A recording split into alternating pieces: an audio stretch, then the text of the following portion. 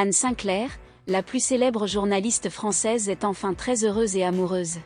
Après sa séparation dramatique avec Dominique Strauss-Kahn, voilà de nombreuses années que l'animatrice a retrouvé l'amour dans les bras de l'historien de 90 ans, Pierre Nora.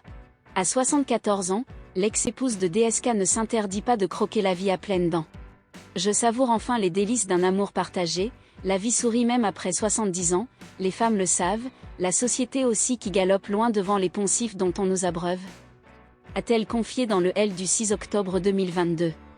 Au sujet de son dernier amour, Anne Sinclair avait déclaré à Paris Match, quelques années plus tôt, « Il est historien, j'aime entrer dans son univers.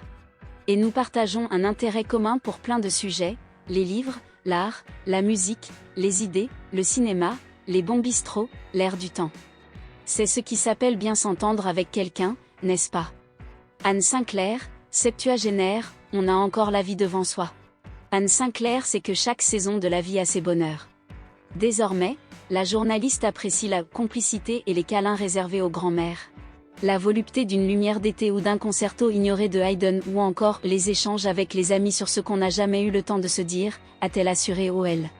Pour la compagne de Pierre Nora, de 16 ans sa cadette, il suffit de s'affranchir des dictats de certains médias et cueillir le jour, peu importe son âge.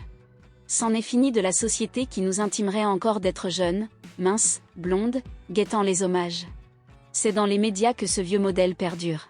À plus de 70 ans, même si l'on a toujours refusé les mirages du botox ou de la chirurgie esthétique, on a encore la vie devant soi et mille bonheurs. Pour peu qu'on puisse les goûter sans les affres d'une pauvre retraite ou les chagrins de la maladie, a-t-elle déclaré OL. Malgré cet optimisme à toute épreuve et cette volonté de mener sa vie comme elle l'entend, l'ancienne animatrice de l'émission culte 7 sur 7 sait que certaines choses échappent à notre contrôle.